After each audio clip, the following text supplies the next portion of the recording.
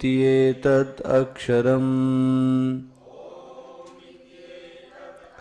इदगं सर्वं तस्योपव्याख्यानं भूतं भवद्भविष्यदिति सर्वमोङ्कार एव यच्चान्यत्रिकालातीतं तदप्योङ्कार एव सर्वगं हि एतद् ब्रह्म अयमात्मा ब्रह्म सोऽयमात्मा चतुष्पात् जागरितस्थानो बहिष्प्रज्ञः सप्तांग एकोनविंशतिमुखः स्थूलभुग्वैश्वानरः प्रथमपादः स्वप्नस्थानो अन्तःप्रज्ञः सप्तांग एकोनविंशतिमुखः प्रविविक्तभुक्ततैजसो द्वितीयपादः यत्र सुप्तो न कंचन कामं कामयते न कंचन स्वप्नं पश्यति तत्सुषुप्तम् सुषुप्तस्थान एकीभूतः प्रज्ञानघन एवानन्दमयो हि आनन्दभुक चेतोमुखः प्राज्ञतृतीयपादः एष सर्वेश्वर एष सर्वज्ञ एषोऽन्तर्यामी एष योनिः सर्वस्य प्रभवाप्ययो हि भूतानां बहिष्प्रज्ञो बभिर्विश्वो अन्तःप्रज्ञस्तु तैजसः घनप्रज्ञ तथा प्राज्ञा एक एव त्रिधा स्मृतः दक्षिणाक्षिमुखे विश्वो मनस्यन्तस्तु तैजसः आकाशे चरिदि प्राज्ञ त्रिधा देहे व्यवस्थितः विश्वो हि स्थूलभुग नित्यं तैजसा प्रविविक्तभुक् आनन्दभुक् तथा प्राज्ञ त्रिधा भोगं निबोधता स्थूलं तपर्यते विश्वं प्रविविक्तं तु तैजसम् आनन्दाश्च तथा प्राज्ञम्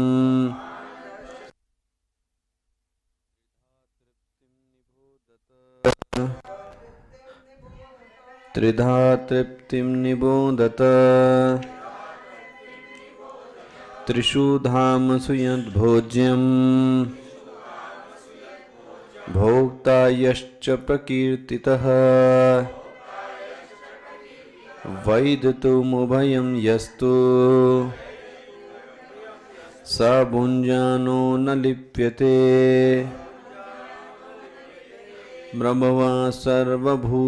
प्रभवा सर्वभावानां सतामिति विनिश्चयः सर्वं जनयति प्राणः चेतोषून् पुरुष पृथक् प्रभमा सर्वभावानां सतामिति विनिश्चयः सर्वं जनयति प्राणः चेतोंशून् पुरुष पृथक्।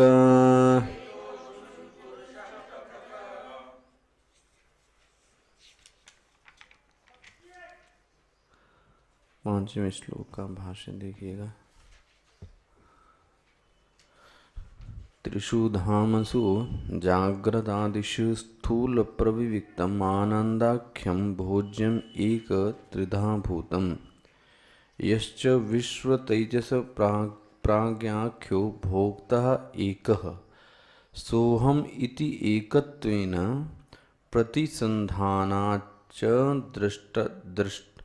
दृष्टत्वा विशेषा प्रकीर्तितः यो वैदितम् उभयं भोज्य भोक्तृतया अनेकतः भिन्नं स भुञ्जानो न लिप्यते भोज्यस्य सर्व एकस्य भोक्तुं भोज्यत्वात् नहि यस्य यो विषयः सः तेन हीयते वर्धते वा न हि अग्निः स्वविषयं दग्ध्वा काष्ठादि तद्वत्।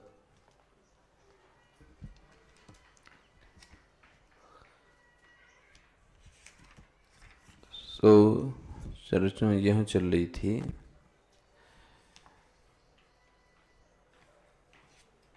कि नाम के भोग के आधार पर, वरना कल का विषय आप याद कीजिएगा, जो प्राज्ञ है, जो तेजस है और जो विश्व है, उसको देखकर भोग का निर्धारण करना ये जरा सोचने का एक विषय है। मतलब जागृत अवस्था को देखकर कोई ये नहीं कह सकता, है ना, जागृत अवस्था को देखकर ये कोई नहीं कह सकता कि ये विश्व है ना। जागृत अवस्था में रहते ही वह तेजस हो सकता है। समझ में आ रही नहीं बात? मतलब सामान्य जो पढ़ने वाले लोग होते हैं वो यही देखते हैं कि जागृत अवस्था में है तो उसका नाम क्या पड़ गया? विश्व पड़ गया। लेकिन ये सच्चाई नहीं है। सच्चाई ये है कि भोग के आधार पर उसका नाम क्या पड़ता है? कुछ पड़ता है। तो नाम के आधार पर भोग नहीं है। पकड़ में आ रहा है? भोग के आधार पर नाम। इसको जरा सोचिए। नाम के आधार पर भोग करेंगे तो जागृत अवस्था में वह चैतन्य सदैव स्थूल का ही क्या करेगा? ठीक है, क्योंकि जागृत अवस्था से उपहित चैतन्य का नाम विश्व है। तो इसका मतलब विश्व बने हैं तो सदैव मैं क्या करूंगा? स्थूल भोगों को ही भोगूंगा। तो जागृत में रहकर सूक्ष्म भोगों को फिर भोगा कभी भोग ही नहीं सकते, क्योंकि जागृत में मैं क्या हूं? स्थूल हूं। तो कभी भी नहीं किया जा सकता। बोले ये सच्चाई नहीं है। जागृत में रहकर ही विश्व बना जा सकता है, जागृत में रहकर ही तेजस बना जा सकता है, और जागृत में रहकर प्राज्ञ बना जा सकता है। यह नाम इस पर निर्भर करते हैं, हाँ, कि भोग कैसा हो रहा है। ठीक है ना? अवस्थाओं को देखकर चेतन का नाम नहीं दिया जा सकता, भोग को देखकर नाम दिया जा सकता है। अगर जागृत अवस्था में ही सूक्ष्म भोगों को भोगता है तो वो तेजस कहलाएगा। बना ना? जागृत अवस्था में रहकर ही सूक्ष्म भोगों को भोगता है तो फिर वो तेजस कहलाएगा।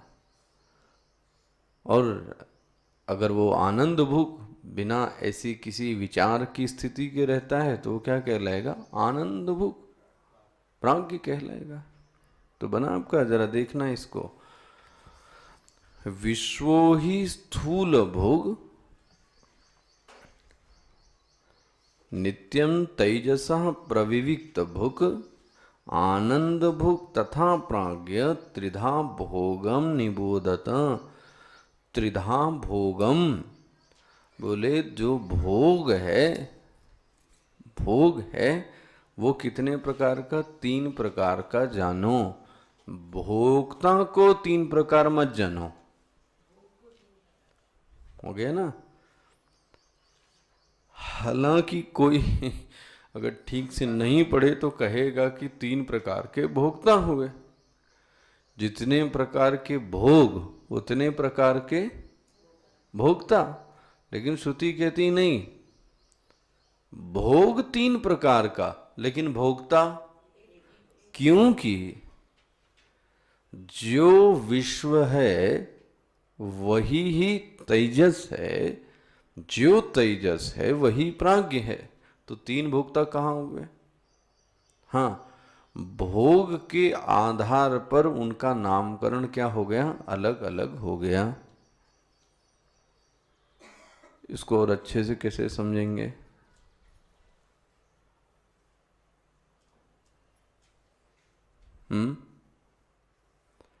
इसको और अच्छे से कैसे समझेंगे? कोई दृष्टांत आपके पास में? पढ़ने की क्रिया से आपका नाम पड़ गया पाठक, ठीक है। शिशु के संदर्भ से आपका क्या नाम पड़ गया? माँ। पति के संदर्भ से आपका क्या नाम पड़ गया? पत्नी। हो गया ना? गुरु के संदर्भ से आपका क्या नाम पड़ गया? शिष्य। ये कितने हैं? लेकिन नाम कितने हैं? ऐसे ही एक ही चैतन्य के नाम कितने हैं? लेकिन नाम अनेक होते हुए भी वो है एक। कोई ये ना समझे कि पत्नी अलग है तो शिष्या अलग है तो पाठक अलग है तो माँ। ये तो विभिन्न संदर्भों से उसका क्या दिया गया? नाम दिया गया। नामी तो कैसा है? स्त्री तो एक ही है, इसमें कोई संशय? बंदा ना, विश्व, तेजस और प्राज्ञ। इसलिए श्रुति कहती है त्रिधा, 3 प्रकार के भोगों को जानो, भोक्ता को नहीं। भोक्ता तो एक ही है। अच्छा, यही नहीं, बोले 3 प्रकार की तृप्ति भी होती है। अब तृप्ति, प्रश्न ये है कि हम हैं क्या? तृप्ति इस बात पर निर्भर करती है कि हम क्या बनकर भोग कर रहे हैं। यदि मैं विश्व हूं तो तृप्ति मेरी सूक्ष्म भोग से नहीं हो सकती, बना ना? अगर मैं विश्व हूं तो तृप्ति मेरी सूक्ष्म भोग से नहीं हो सकती। तो विश्व है तो स्थूल भोग ही मुझे क्या कर सकता है? तृप्त कर सकता है। और यदि मैं तेजस हूं, ठीक है, तो स्थूल भोग मुझे तृप्त नहीं कर सकता। देखो जी, प्रश्न ये है कि आप बने क्या हो? आपके मन के अंदर जो चैतन्य है उसकी स्थिति क्या है? देखो, आप पहचानो अपने आप को। स्वामी जी ने उसका बड़ा ऐसा दृष्टांत दिया था कि अभी अभी प्रातः काल आपसे कोई, अब बोलते ही खराब लगता है, चाट पाट पकौड़ी की बात करे आपसे। कितने बजे? 7-8 बजे। तो अब आपको कैसा लगता है ये चर्चा छोड़ते ही? देखो आप, ये चाट पाट कचौड़ी का नाम लेते ही मन कैसा हो गया? बोलो जी, बोलो क्या है ये सवेरे सवेरे? अच्छा, यही अभी 5-6 बजे आपको शाम को, अब व्यक्ति को यही बात अच्छी लगने लगी, तो अब आप बताओ बात खराब है कि व्यक्ति खराब है, क्या खराब है ना? है ना? मतलब उस समय मैं प्रातः काल कुछ और बन के बैठा हूं, तो वह भोग मुझे, ऐसा नहीं है कि मुझे भोग अच्छा नहीं लगता, देखना, ऐसा नहीं मना कर सकते कि भोग अच्छा नहीं लगता, वही भोग व्यक्ति भोगता है, लेकिन वह व्यक्ति क्या बन के भोगता है, हाँ, ये जिसको बोलते हैं आपकी मेंटल स्टेट, इस पे निर्भर करता है कि आप किस अवस्था में, हो सकता है आपको बुरा लग रहा हो, लेकिन किसी अन्य को क्या करे, ये बात अच्छी लगे सुबह सुबह। एक घरों में आधे से ज्यादा डिस्कशन ही क्या होता है, ब्रेकफास्ट क्या बनेगा, उतनी देर में तो बन भी जाता है जितनी देर में वो डिस्कस करता है, लड़ाई झगड़ा हो गया खत्म। तो हो सकता है तीसरे को वो बात अच्छी लगे, लेकिन आपको अभी अच्छी, क्योंकि आप कुछ कंडीशन होके बैठे हैं, एक उपाधि लेके बैठे हैं, और उस समय उस उपाधि को वैसा भोग नहीं चाहिए, सूक्ष्म भोग चाहिए। देखो, तो जो कचौड़ी खाने वाला पुरुष है और जो पढ़ने वाला पुरुष है, वो दो पुरुष नहीं है। वो पुरुष कैसे हैं, एक ही है ना? यही स्थूलम तर्पयते विश्वम, जो स्थूल भोग है वो उससे तृप्ति होती है, किसको, विश्व को। अब प्रश्न है कि आप बन के क्या बैठे हो, यदि आप मन से विश्व हैं तो इंद्रियों का भोग अच्छा लगेगा, ठीक है। अगर हो सकता है, अच्छा किसी की स्थिति ऐसी रात में भी हो सकती है कि उसको स्थूल भोग अच्छा ना लगे, ये भी याद रखना। वो वही स्थिति अभी बनी हुई है जो प्रातःकाल, बोलो जी, बनी हुई, तो उसके लिए स्थूल भोग का कोई महत्व है ही नहीं। अब लो, हुआ ना? इसलिए बहुत ध्यान रखना साधना में, और कायदे से आपको ये देखना चाहिए मैं क्या हूं। अपने मन में सोचा करो आप, मैं प्राज्ञ बन गया हूं कि मैं तेजस हूं, हाँ बोलो जी, कि मैं विश्व हूं, सोच के देखना। और किस अवस्था में ज्यादा रहता हूं,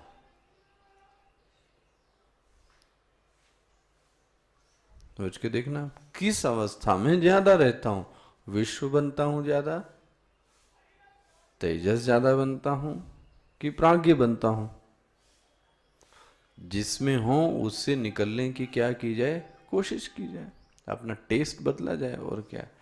स्थूलम तर्पयते विश्वम प्रविविक्तम तु तेजसम, देखो जी, जो तेजस है उसको तो सूक्ष्म भोग चाहिए। अच्छा जी, आनंदाश्च तथा प्राज्ञम हो गया, त्रिधा तृप्तिम, बोले ये 3 प्रकार की तृप्ति है, निबोधत, इसको क्या करो, जान लो।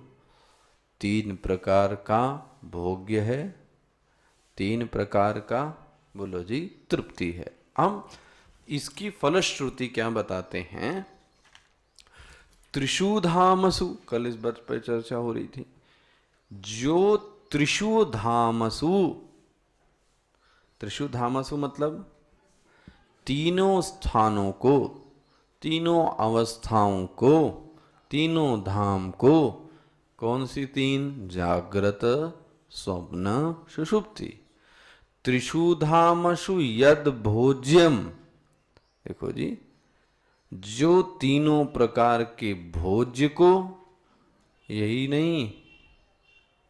नहीं भोक्ता च, जो तीनों प्रकार के भोक्ताओं को भी, मतलब विश्व प्राज्ञ अच्छी तरीके से जानता है।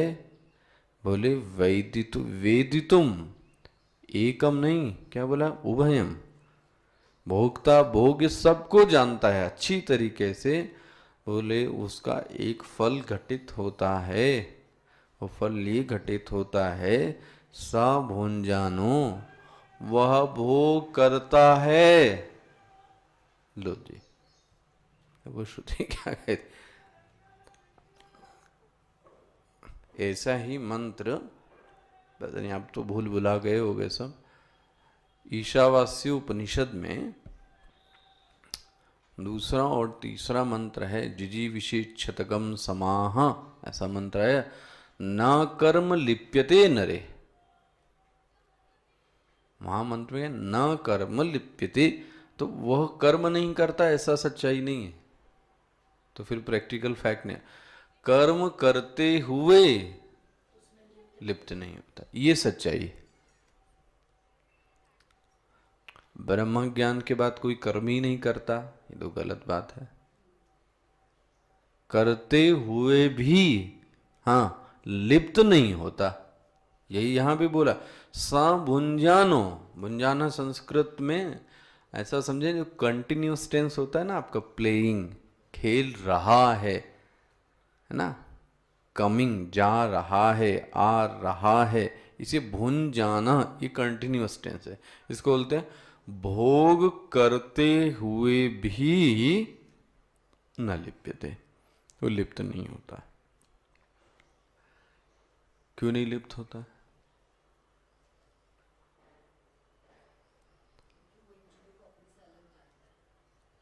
है ना, वह भोग करते हुए भी, मतलब लिप्त नहीं होता, मतलब क्या?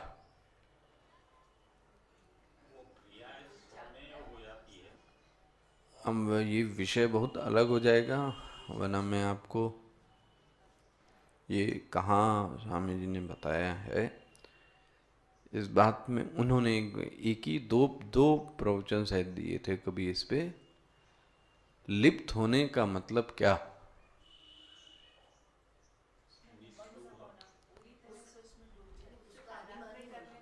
हाँ, अभिमन्यु ना, और मतलब आप इसको गीता में भी पढ़ते हैं ना कि वो ज्ञानी कर्म करता है और कर्म करते हुए लिप्त। अच्छा, उल्टा भी पढ़ते हैं कि अज्ञानी कर्म करते हुए क्या हो जाता है, लिप्त हो जाता है, ये लिखा है ना।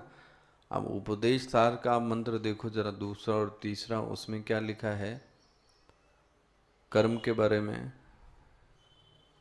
बोलेगा कोई? पूरा श्लोक बोले। हाँ, फलम अशाश्वतम, गति, ये सब है लिप्त। अब आप उसको सीक्वेंस अच्छा देखो, कर्म और लिप्तता मतलब क्या। पहली एक सच्चाई ये है कि यदि जीव कर्म का अनुष्ठान करता है तो उसको फल को भुगतना ही पड़ता है, ठीक है।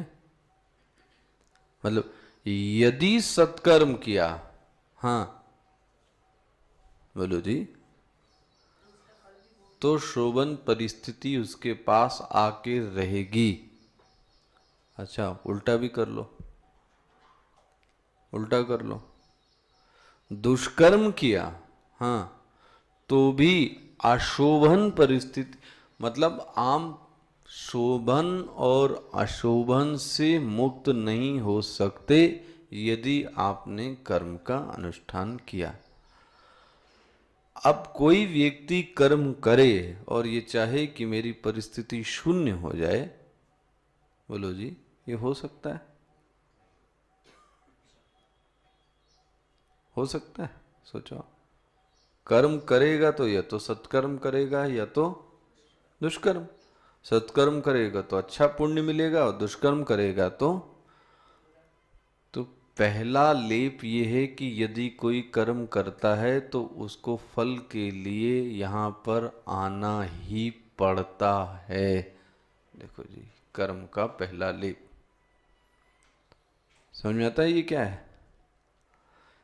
कर्म का लेप ये है कि उस चीज को भुगतने के लिए, अच्छा चीज भी याद रखना, अरे आपने बहुत सुंदर कर्म किया और आत्मज्ञान नहीं है और सुंदर कर्म किया और आप चाहो, ये इच्छा पैदा हो जाए कि भगवान अब अगला जन्म तो आपको ये बात मानी नहीं जाएगी।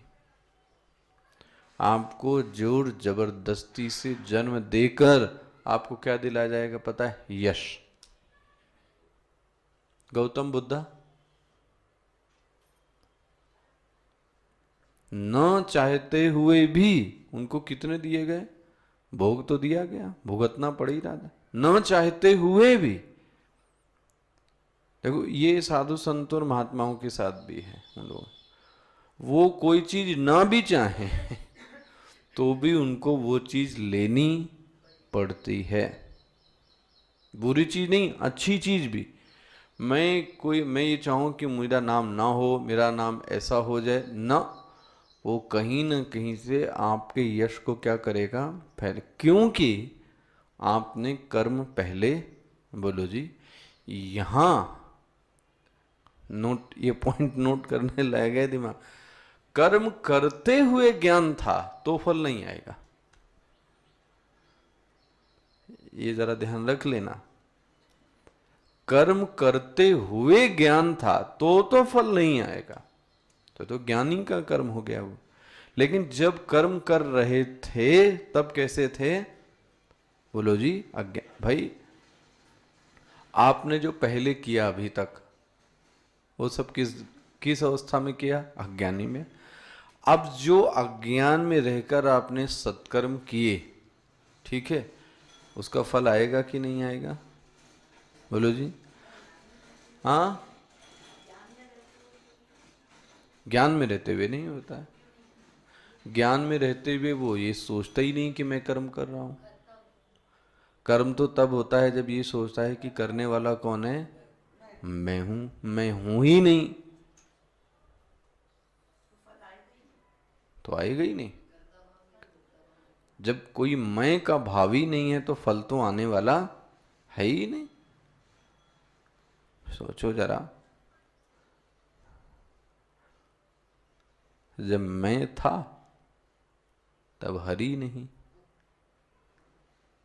दुआ याद आता है, इसकी कीमत क्या है?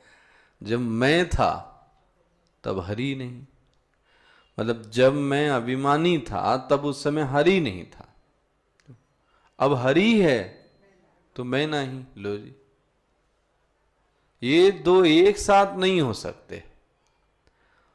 आप बोलो ज्ञान भी होवे, हाँ, और अभिमानी भी होवे, ये नहीं हो सकता ना। देखो ये जो पूर्वजों ने हम लोगों को दोहे सुखाए, वो उसकी कीमत आज अब समझ में आती है पढ़ने के बाद कि क्या क्या उन्होंने सूक्ष्म रूप से बातें पहले से ही सिखा दी। आप सोच, जब मैं था तब हरि नहीं, हरि मतलब ब्रह्म। जब जीव था तब ब्रह्म नहीं रह सकता, और जब ब्रह्म है हाँ तो जीव नहीं। देखो हुआ, तो मैं रहकर जो कर्म किए गए, और कर्म दो ही प्रकार के किए गए होंगे, या तो सत्कर्म या तो दुष्कर्म। उन दोनों फलों को भुगतना पड़ेगा, चाहे आप चाहो और चाहे आप ना चाहो। ये किसका लेप हो गया? कर्म का पहला लेप है नहीं, मतलब इसको बोलते कर्म ने बांध लिया। लेप मतलब कर्म पहली प्रकार इस तरीके से बांधता है व्यक्ति को। किस स्तर पर? जन्म के स्तर पर। जन्म के स्तर पर आपको उस कर्म के लिए, फल के लिए क्या करना पड़ेगा? जन्म लेना पड़ेगा। भले ही 10 दिन के लिए लो, 10 दिन के लिए लो, 4 घंटे के लिए लो, बट तुमको वो दुख सहन करके आना पड़ेगा। अब तुम पर निर्भर है, जिसके जैसे हैं वो उतना भुगत के चला जाता है। आई बात समझ में? अच्छा जी, तो कर्म पहला कैसे बनता है? जन्म के स्तर पर बांधता, समझ में आ गया ना? अच्छा, दूसरा कर्म बांधता है त्रिगुणों के आधार पर। त्रिगुणों के आधार पर मतलब क्या?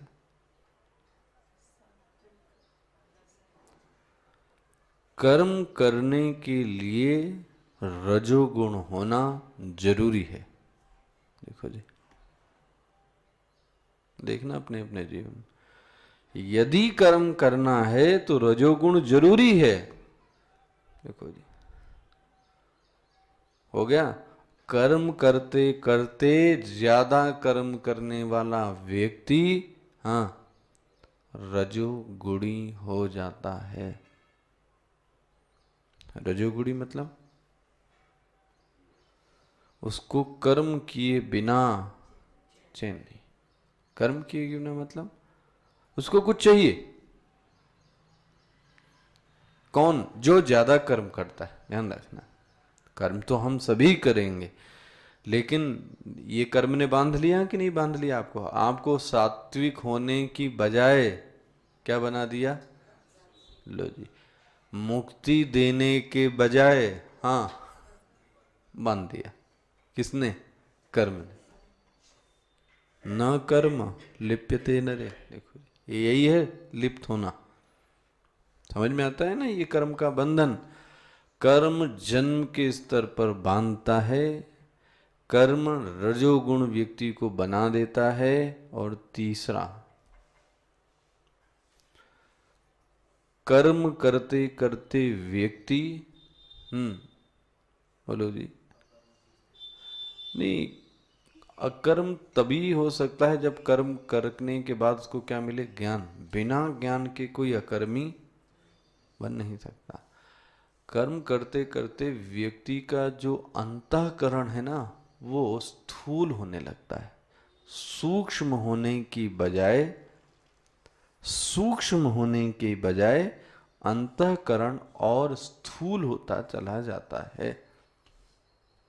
मतलब आप देखना, बहुत ज्यादा कर्मी व्यक्ति को सूक्ष्म बातें समझ में, बोलो जी, नहीं आती। क्यों? अंतःकरण उसका शांत नहीं है। अच्छा, आप अपने में देख लेना,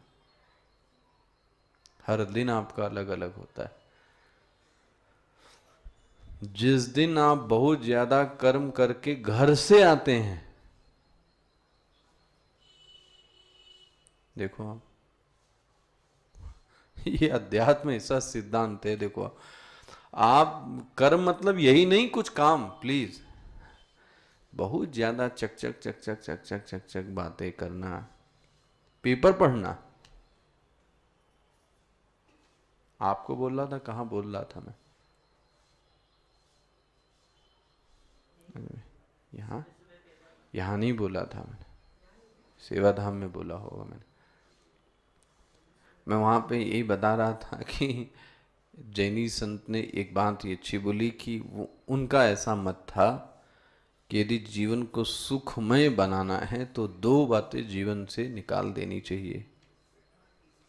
वो पहला था कि प्रातः काल चाय पीते हुए पेपर को पढ़ना, प्रातः काल। अब उसके नीचे उसको एक्सप्लेन भी किया उन्होंने कि जब हम जो चीज़ पी रहे हैं, जो चीज़ अंदर ले जा रहे हैं, वो अंदर चाय नहीं ले जा रहे हैं। जो न्यूज़ हम पढ़ रहे हैं, ठीक है, मतलब ये बलात्कार, ये दुराचार, ये पकड़ा गया, वो मर गया, ये मर गई, यही चीज़ आपने प्रातःकाल अपने सिस्टम में क्या कर दी? अंदर डाल दी। तो बोले कहाँ से शुद्ध होगा? बात तो सही है, नहीं सही है? आप देखो, इसीलिए हमारे विद्यार्थी जीवन में जब वाइट ड्रेस में रहते उसमें पहला पहला रूल दिया जाता है, 2.5 साल के लिए पेपर पढ़ना बंद हो जाना चाहिए। देखो जी, एनी टाइप ऑफ मैगजीन, आपको विश्वास नहीं होगा, मुझे ये नहीं पता लगा था कि प्रधानमंत्री कौन है देश का, इतने नहीं पता लगता था। यस, क्या हो कुछ होता था हंगामा, क्योंकि जो गृहस्थ होते हो तो सब पता कर लेते हैं, बाहर जाकर टीवी रेडियो। अपनों को, जिसको अब हमको तो और भी कुछ समझ में नहीं आता था, कुछ गड़बड़ हुआ। उसी समय कारगिल का युद्ध हुआ था, तब मुझे याद है हम लोग पढ़ रहे थे। तब स्वामी जी ने हमको क्लास में बताया कि मन में उत्सुकता थी, क्या हो क्या रहा है यहाँ, मिलिट्री जा रही है, आश्रम के आगे भी लगी है, इधर उधर सब क्या हो क्या रहा है। अरे कुछ समझ में तो आता नहीं था क्या हो रहा है। अब उस बात की जो गहराई है वो ये समझ में आती है कि पेपर क्यों, अरे पेपर पढ़ने में उनका क्या जाता है। तो आपको पता है, इसी सिद्धांत को जीने के लिए कहा गया कि ऑफिस नहीं जाएंगे। ऑफिस मतलब वहां बैठकर उस क्लर्क से जाके बतियाओ, खाली हो गया, वो भी खाली आप भी खाली, तो गपशप बाजी करो आप। पहला, कोई न्यूज़पेपर मैगजीन नहीं पढ़ेंगे। जैसे सेकंड, किसी के कमरे पर आप बातचीत करने नहीं जाएंगे। देखो जी, ये कोई पनिशमेंट। अच्छा, मेरे तो हर व्यक्ति के पीछे कोई कमांडो पुलिस तो लगाई नहीं जा सकती। उसमें भी कुछ लोग थे जो कुर्ते के अंदर पेपर रख लेते थे अपने और जंगल में ले जाके पढ़ते थे। कौन मना कर लेगा? अच्छा, कौन मना कर लेगा, मेरे को बताएं ना। सब पढ़ लेते। आप 12 बजे 11 बजे अपना छोटा सा रेडियो लेके अपने कान में ईयरफोन लगा के सुन लो। स्वामी जी तो देखने नहीं आएंगे आपके कमरे में, ईयरफोन लगा के आप सुन रहे हो, क्या कर लोगे साहब? नुकसान है और क्या। क्योंकि जो विषय उस सब परोसा जा रहा है उसके बीच में ये सब जाने से वह विषय प्रवेश नहीं करता है। ये एक बहुत बड़ी सच्चाई, ये आप समझ में आती है। ठीक है, मैं आपको छोटी सच्चाई पेश कर रहा हूं कि एक दिन जब आप पेपर पढ़ते हैं तो सवेरे मुझे बताएं कौन सी बड़ी अच्छी न्यूज़ आई होगी, और जो फ्रंट पेज पे दी जाती है वो न्यूज़ ही ऐसी दी जाती है जो शॉकिंग हो थोड़ी। पहला, अंतःकरण, और ये मैंने इसको अपने प्रवचन में इसलिए ऐड कर लिया, अंतःकरण शुद्धि के लिए जरूरी है कि प्रातः काल चाय पीते समय पेपर पढ़ो, और चाय पीते समय, और आपके लिए क्लास में आने से पहले पेपर नहीं पढ़ना चाहिए। फर्स्ट नियम, कोई पेपर रीडिंग नहीं। अच्छा, दूसरा, किसी से बहुत ज्यादा बातचीत करनी भी नहीं चाहिए। नहीं बोले कोई करता है, जबरदस्ती करेगा आपसे कोई भाई। आप अगर अपना जीवन ऐसा बना लोगे, मैं आपको बताऊं ना, तो आपको दूसरा व्यक्ति छेड़ेगा भी नहीं। उसको पता है, उसको पता है। जैसे आप जब पागल जाता है तो आप क्या बोलते हैं? ये पागल है, इससे बात मत करो। हो गए? आप अपने को ऐसा समझ लो, आप सुबह घर वाला आपसे बात नहीं करे, क्यों? लड़ाई झगड़ा की, उसको भी नहीं पसंद है, ध्यान रखना। तो वो थोड़े ही दिन में माइंड क्या हो जाता है पता है? ट्यून। तो वो जिसको बोलते हैं ना मशीन काम करती है ना, अपना, मैं नहीं कह रहा हूं आप घर का काम मत करो, जो जिसका काम है वो काम करने के बाद क्या करना है? मुंह को बंद करके रखना है। इसका मतलब ये है कि कानों में अन्य विचार प्रवेश नहीं करने चाहिए। ये पढ़ने के, सत्संग करने के, सूक्ष्म सत्संग के नियम। तब आप क्लास में आओ। अच्छा, अब एक दिन ऐसा करके आइए और फिर जरा देखिए, और इसमें ऐड कर दीजिए फ्लेवर, 5 माला करके आइए। ओहो,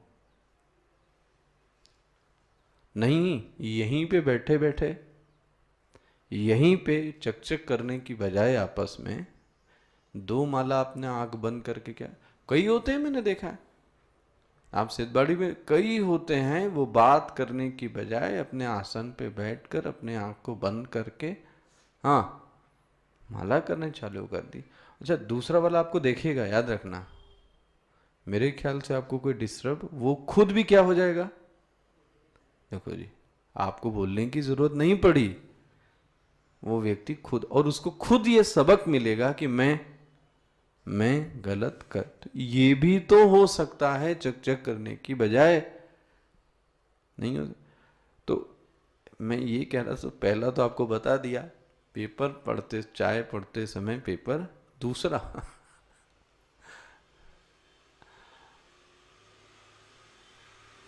खाना खाते समय टीवी न देखी जाए रात में। वाह, बहुत ज्यादा भोजन कर जाता है व्यक्ति, आपको पता है। वो जो जो कॉन्शियस होंगे ना, बात दो की बजाय आप चार खींच देते हो, और आपको ये नहीं पता लगता कि चार रोटी खींच गए, क्यों? क्योंकि आपका मन किस में लगा था। तो जो शक्ति बननी चाहिए, जो भोजन के प्रति एक रिस्पेक्ट होनी चाहिए, आदर होनी चाहिए, वो आदर तो क्या हो गई, बोलो जी, चला गया। बात तो सही कही है उन्होंने, देखो। और अच्छा, हम और आप भले करें, आप अपने बुजुर्गों से पूछो, वो दोनों यही बात कहेंगे कि गड़बड़। जब बोलते थे कि भजन और भोजन सदैव किस में होना चाहिए, अकेले में होना चाहिए। सुनी ना बात, भजन, भजन मतलब गाना नहीं, भजन मतलब जप तप उपवास पठन पाठन, ये जो ऐसी क्रियाएं कैसी होनी चाहिए, एकांत में होनी चाहिए। भजन और बोलो जी भोजन, पहले ये सिस्टम नहीं था कि सबके साथ, पहले वो व्यक्ति किचन में खाना खाकर फिर क्या आता था, बाहर आता था। सबके सामने भोजन खाने का कोई औचित्य ही नहीं, होता भी नहीं। देखो, अब स्वामी जी को इतना डिस्टर्ब होता है, भोजन के भगाते हैं सबको रात में से। सिद्धांत है, भोजन सबके सामने खाना नहीं चाहिए। बोलो जी, मैं ये कहना चाह रहा था कि आपके अंतःकरण पर बहुत प्रभाव पड़ता है। कर्मी व्यक्ति का अंतःकरण, हाँ, स्थूल हो जाता है। तो उसको ये जो सूक्ष्म बातें हैं ना, ये समझ में नहीं आती। अब आप क्या बोलूँ, आपकी मालवी भाषा में क्या बोलेंगे, बोधा, बोधा समझते हैं, कुछ समझ में नहीं आता, मोटी मोटी बातें समझ में आती हैं। ऐसे ये समझ में आता है कि इस व्यक्ति का अंतःकरण सटल नहीं है, क्रॉस है। हो गया। कितने लेप बताए मैंने आपको, कर्म बांधता है। एक तो जन्म के स्तर पर, मतलब फल के स्तर पर बांधा, हाँ। दूसरा रजोगुण के स्तर पे बांधा। तीसरा अंतःकरण को उसने क्या कर दिया। चौथा, कर्म व्यक्ति को अभिमानी बनाता है। हो गया। कर्म व्यक्ति को अभिमानी बनाकर ही छोड़ता है, और दुष्कर्म नहीं सत्कर्म। देखो, सत्कर्म करने वाला व्यक्ति महाभिमानी होता है, अज्ञानी होने के बजाय। मैं फिर से रिपीट करूं, अज्ञानी की बजाय सत्कर्मी ज्यादा झेलता है, क्योंकि वो कैसा रहता है पता है, अभिमान से भरा हुआ। ये भी तब जा सकता है जब क्या हो, आपके पास पता है, ज्ञान हो। जब आपको ज्ञान हो तो फिर आप सेवा करो। मतलब कहा, कभी आपने पढ़ा होगा, खाली सेवा चित्त को गंदा भी बना सकती है, लेकिन किसी के अधीन सेवा, वो आपको क्या रखती है, ट्रैक पे रखती है, लाइन पे रखती है, इधर उधर नहीं होने देती। और ना अकेले अगर मैंने सोचा मैंने किया, तो व्यक्ति अभिमानी भी, बोलो जी, बनता है। अभिमानी हो गए मतलब मुझे स्वयं के बारे में सुनना, बोलो जी, लो जी, अच्छा अच्छा लगे वो ठीक है मेरे को, लेकिन मैं जबरदस्ती सुनना चाहूं, ये सब अभिमानी हैं, याद रखना, सबके परसेंटेज अलग अलग हैं। अच्छा, यदि सेवा भाव से है तो वो आपने पढ़ी ना रामचरण, सेवा तो सिर्फ सेवक को ध्यान में रख के की जाती है, जो मेरा सेव्य है, जिसकी मैं सेवक कर रहा हूं। लेकिन अगर अभिमान पूर्वक सेवा है तो व्यक्ति अपनी इच्छा को रखकर सेवा करता है, उस जिसकी सेवा कर रहे हैं उसकी इच्छा को ध्यान में वो, बोलो जी, नहीं रखता है। मानस में बोला गया सबसे कठोर धर्म है वो किसका है? सेवक का है, क्योंकि उसकी स्वयं की कोई इच्छा, हनुमान जी की स्वयं की कोई इच्छा, सोचो, मेरी स्वयं की कोई इच्छा आ गई सेवा करते करते और उसके जरिए से मैं सेवा करता हूं, तो ये अभिमान कोई जन्म देगी। देखो हो गया कि नहीं? तो एक प्रसाद पुस्तिका है हमारे यहाँ गुरुदेव की, सेवा कैसे करें, तो आप तो उसको पढ़ के फेंक दे, ऐसे फेंक देते हो, हरदम बोले मिलती रहती है तो क्या है, लेकिन जरा उसको, मैं तो पढ़ रहा था तो एक से एक वाक्य है भैया उसमें, सेवा कैसे करें, सब सूत्र उसमें दिए गए गुरुदेव के जितने सेवा के बारे में, 4 पन्नों की है, 5 पन्नों की, बट पूरी भरी हुई है चिंतन से, सेवा कैसे करें। एक है वाई टू बी सर्व, ऐसा भी करके। खैर, ये इतनी बात समझ में आती है। अब विचारणीय प्रश्न ये है कि भोक्ता और भोग्य के ज्ञान से वह भोग में लिप्त नहीं होता। How is it possible? देखना, भोक्ता के और भोग्य के, क्या बोला है, त्रिषु धामसु यद भोज्यम भोक्ता, देख रहे ना, भोज्यम और भोक्ता, भोज्य और भोक्ता के ज्ञान से मिल गया ना, प्रकीर्तितः, जो इसको जानता है, यद वेदेषु, जो इसको समझता है, बोले उसका फल है सभुंजान, वो भोग करता है, लेकिन भोग करते हुए हाँ लिप्त नहीं होता है।